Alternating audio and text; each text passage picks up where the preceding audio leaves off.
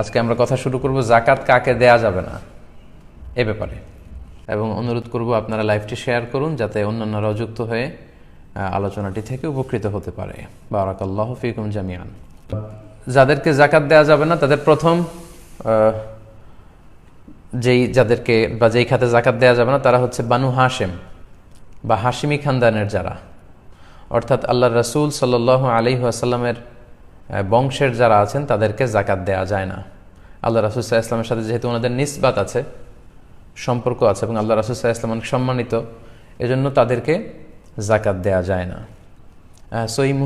সহিহ মুসলিমে একটি হাদিস এসেছে যেখানে আল্লাহ রাসূল সাল্লাল্লাহু আলাইহি ওয়াসাল্লাম ইরশাদ করেছেন, ইন্না সাদাকাতা লা তামবাগি লি আলি মুহাম্মদ। মুহাম্মদ সাল্লাল্লাহু আলাইহি ওয়াসাল্লামের বংশের কারোর জন্য যাকাত গ্রহণ করা বা যাকাত খাওয়া এটা শোভনীয় নয়, এটা উচিত নয়, তারা যাকাত খেতে পারবে না।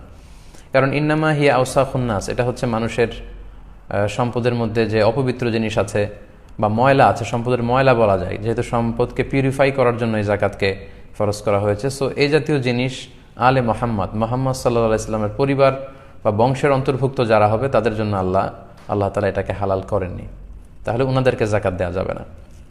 সহিহ বুখারীর আরেকটি হাদিসে আমরা ওই হাদিসটি থেকে জানতে পারি যে আল্লাহ রাসূল সাল্লাল্লাহু আলাইহি ওয়াসাল্লামের প্রিয় নাতি হোসাইন রাদিয়াল্লাহু তাআলা আনহু, উনি একবার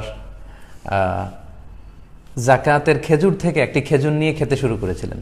দূর থেকে আল্লাহ রাসূল সাল্লাল্লাহু আলাইহি ওয়াসাল্লাম এটা দেখে তিনি বললেন কিখ কিখ, যেটা আমরা বাংলায় ওয়াক থু ওয়াক এরকম বলি, মানে এরকম হোসেন রাদিয়াল্লাহু তাআলা আনহুকে বোঝাতে চাইলেন যে নানা ভাই তুমি এটা কি করছো, কিখ কিখ ইরমি বিহা, তুমি এই যাকাতের খেজুর খেও না, এটা ফেলে দাও। আমা আলিমতা আন্না লা নাকুলু সাদাকা, নানা ভাই তুমি কি জানো না যে আমরা সাদাকার সম্পদ খেতে পারি না, মানে তুমি আমার নাতি, তুমি হচ্ছে আলে মুহাম্মদ সাল্লাল্লাহু আলাইহি ওয়াসাল্লাম, সো তোমার জন্য এই সাদাকার সম্পদ নয় বা যাকাতের সম্পদ নয়। তো এই হাদিসগুলোর আলোকে আমরা বুঝতে পারি যে বানু হাশেম বা হাশিমি খানদানের যারা হবে আল্লাহ রাসূল সাল্লাল্লাহু আলাইহি ওয়াসাল্লামের সম্মানের কারণে ওনাদেরকে যাকাত দেয়া যাবে না, এটা হচ্ছে সাধারণ কথা। কিন্তু বর্তমান বিশ্বে আল্লাহ রাসূল সাল্লাল্লাহু আলাইহি ওয়াসাল্লামের বংশের সাথে নিসবত আছে এরকম অনেক শাখা বংশ গোটা বিশ্বব্যাপী ছড়িয়ে আছে। এখন পৃথিবীতে যদি এরকম কোনো পরিস্থিতি দেখা দেয় যে ওনাদের মধ্যে থেকে কেউ যদি দরিদ্র হয়, আর্থিক সংকটে ভোগে, তাহলে তাদের ব্যাপারে হুকুম কি? সেক্ষেত্রে স্কলাররা যে মতামত পেশ করেছেন ফোকাহারা, সেটা হচ্ছে আল্লাহ রাসূল সাল্লাল্লাহু আলাইহি ওয়াসাল্লামের সময়ে জেহাদ থেকে যেই গানিমাত বা যে সম্পদ পাওয়া যেত, এটা আল্লাহ রাসূল সাল্লাল্লাহু আলাইহি ওয়াসাল্লাম এবং ওনার বংশধরদের জন্য নির্ধারিত ছিল, খুমুস নির্ধারিত ছিল, 5 ভাগের 1 ভাগ।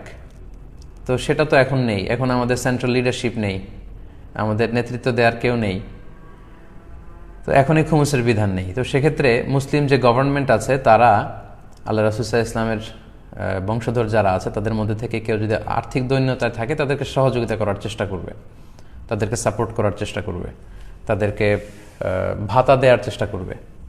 এখন এরকম ব্যবস্থাও যদি না থাকে, খুমুস নাই, ভাতা দেওয়ারও সুযোগ নাই, সেক্ষেত্রে অনেক ফোকাহারা বলেছে এরকম বিশেষ পরিস্থিতি যদি হয় তাহলে তাদেরকেও যাকাতের অর্থ দিয়ে সহযোগিতা করা যেতে পারে। তবে সাধারণত বনু হাশিমের কাউকে যাকাতের সম্পদ থেকে টাকা বা অর্থ দেয়া যায় না, তাহলে এই এক খাতে যাকাত দেয়া যাবে না, বা হাশিমি খানদানের যারা তাদেরকে যাকাত দেয়া গেল না।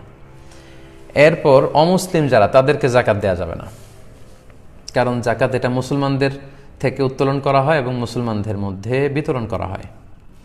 সহিহ বুখারীতে একটি হাদিস এসেছে যেটি আমরা আগের পর্বে উল্লেখ করেছিলাম যে যাকাতটা হচ্ছে এমন সম্পদ তুখযু মিন আগনিয়াইহিম, এটা মুমিনদের মধ্য থেকে যারা ধনী তাদের থেকে কালেক্ট করা হবে, ওয়া তুরাদ্দু আলা ফুকারাইহিম, এবং বিশ্বাসীদের মধ্য থেকে, মুমিনদের মধ্য থেকে যারা গরিব ফকির মিসকিন তাদের মধ্যে দান করা হবে।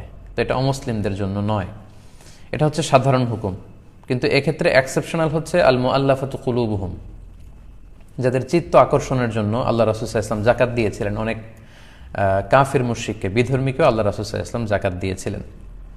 তো এই মতামতটার ব্যাপারে ইখতিলাফ আছে। হানাফি স্কুল অফ থটের মতে হচ্ছে তাদেরকে যাকাত দেয়া যাবে না, অর্থাৎ যাকাতের টাকা অমুসলিমদের কোনো কাজে বা তাদেরকে সাহায্য সহযোগিতার জন্য ব্যয় করা যাবে না, বরং অন্য কোনো ফান্ড থেকে অমুসলিমদের মধ্য থেকে কেউ যদি নিঃস্ব থাকে, অসহায় থাকে, তাদেরকে হেল্প করতে হবে। এক্ষেত্রে আমরা হেদায়া কিতাবের একটা টেক্সট উল্লেখ করতে পারি, সেখানে উল্লেখ আছে ওয়াকাদ সাকাতা মিনহা আল মুআল্লাফাতু কুলুবুহুম, যাকাত দানের যে 8টা খাত এর মধ্যে মুআল্লাফাতু কুলুবুহুম চিত্ত আকর্ষণের জন্য, এটা মুসলিম হতে পারে অমুসলিম হতে পারে, ওনারা এটা দিয়ে মুসলিম অমুসলিম যারা আছে তাদের কথা উদ্দেশ্য নিয়েছেন যে তাদের এই বিষয়টা রহিত হয়ে গিয়েছে। লিআন্নাল্লাহ তাআলা আ'আজ্জাল ইসলাম, কেননা আবু বকর, ওমর ফারুক রাদিয়াল্লাহু তাআলা আনহু ওনাদের সময় থেকে ইসলামকে আল্লাহ তাআলা সম্মানিত করেছেন। ইসলামের এমন একটা অবস্থা তখন চলে এসেছে, অমুসলিমদেরকে জাকাত দিয়ে আর ইসলামের প্রতি তাদের চিত্ত আকর্ষণের দরকার নেই। ওয়া আগনা আনহুম ওয়া আলা যালিকা ইন আকাদাল ইজমা, হানাফি স্কলার্সদের মতে এ ব্যাপারে ইজমা হয়েছে, ইজমায়ে সুকুতি।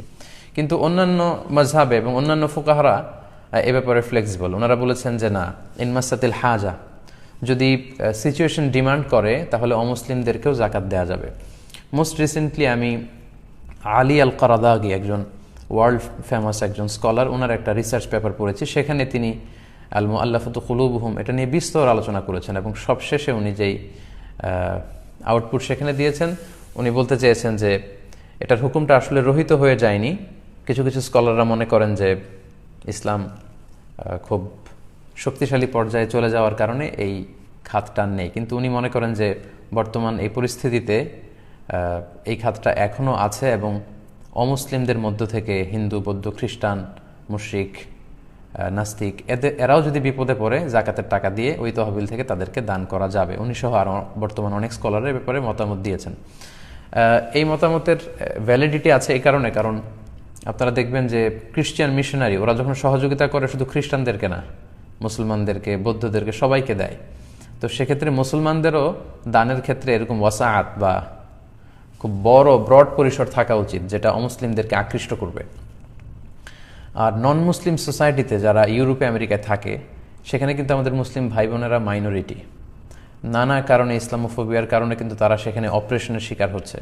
সো আমাদের মুসলিম এনজিওগুলো যখন জাকাতের টাকা থেকে অমুসলিমদেরকে সহযোগিতা করে, তখন মুসলমানদের একটা ভালো সোশ্যাল অবস্থান সেখানে তৈরি হয়, ফলে তাদের উপর যে অত্যাচার বা তাদের ব্যাপারে যে ভুল ধারণা এগুলো কমতে শুরু করে। সো এগুলোর আলোকে বর্তমান অনেক মডার্ন স্কলাররা বা ফোকাহারা ওনারা বলেছেন যে এই হুকুমটি একেবারে রহিত হয়ে যায়নি, যদি প্রয়োজন হয় তাহলে সেখান থেকে নন মুসলিমদেরকেও চ্যারিটি করা যেতে পারে জাকাত থেকে। তাহলে দুটি খাত আমরা জানলাম। 3 নাম্বার হচ্ছে কোনো ধনী বা স্বাবলম্বী লোককে জাকাত দেওয়া যাবে না। এটা তো সিম্পলি আমাদের আকল খাটিয়ে আমরা বুঝতে পারি যে জাকাত হচ্ছে গরিবদের হক, এটা ধনীরা কেন পাবে, স্বাবলম্বীরা কেন পাবে, তাদেরকে, ধনীদের জন্য এটা নয়, এটা গরিবদের জন্য। তবে এই ক্ষেত্রে কয়েকটা এক্সেপশন আছে, যেমন আমিলিনা আলাইহা, আমরা গত পর্বে বলেছিলাম যে যারা জাকাত ফাউন্ডেশনে জব করবে বা ইসলামিক জাকাত বোর্ডে যারা চাকরি করবে তাদের স্যালারিটা জাকাত থেকে দেয়া যাবে, যদিও তারা পার্সোনালি ধনী হয়। পাশাপাশি ইবনু সাবিলের কথা আমরা বলেছি, যারা মুসাফির বা পথিক, ব্যক্তিগতভাবে তারা ধনী, কিন্তু সফরে তারা সহায় সম্পত্তি সব হারিয়ে নিঃস্ব হয়েছে, তারা ধনী হওয়া সত্ত্বেও তাদেরকে বাড়িতে পৌঁছার জন্য বা এই বিপদ থেকে মুক্ত করবার জন্য জাকাতের অর্থ থেকে সহযোগিতা করা যাবে। এবং আল মুজাহিদ ফি সাবিলিল্লাহ, আল্লাহ রাস্তায় যারা জেহাদ করছে, অস্ত্র শস্ত্র বিভিন্ন রসদ সামগ্রী কিনবার জন্য জাকাতের টাকা থেকে তাদেরকে সাহায্য করা যাবে। আচ্ছা, তাহলে 3টা খাত আমরা জানলাম যাদেরকে জাকাতের টাকা দেয়া যায় না। 4 নাম্বার হচ্ছে ঔরসজাত সম্পর্কের কোনো লোকজনকে জাকাত দেয়া যায় না। অর্থাৎ আমি যার ঔরস থেকে জন্মেছি কিংবা আমার ঔরস থেকে যারা জন্মেছে তাদের কাউকেই জাকাত দেওয়া যাবে না। যেমন আমি জন্মেছি আমার বাবার ঔরস থেকে, বাবা মার মাধ্যমে পৃথিবীতে এসেছি, তাহলে বাবা এবং মাকে জাকাত দেওয়া যাবে না। তার উপরে যদি যাই, দাদা দাদি এদেরকে দেওয়া যাবে না, দাদা দাদা এদেরকে দেওয়া যাবে না, ওয়াইন আলা যত উপরে যাওয়া যায় এদেরকে জাকাত দেওয়া যাবে না। আবার আমার ঔরস থেকে যারা জন্মেছে, যেমন আমার ছেলে, আমার মেয়ে, তাদেরকে আমি জাকাত দিতে পারবো না।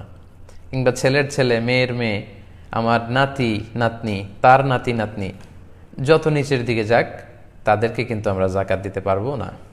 তাহলে 4 নম্বর খাতে আমরা জানলাম যে ঔরসজাত সম্পর্ক যদি আমাদের থেকে থাকে, ওই সম্পর্কের আত্মীয়দেরকে, বাবা মা, দাদা দাদি, ছেলে মেয়ে, নাতি নাতনি, তাদেরকে আমরা জাকাত দিতে পারবো না। 5 নম্বর হচ্ছে স্ত্রীকে জাকাত দেওয়া যায় না।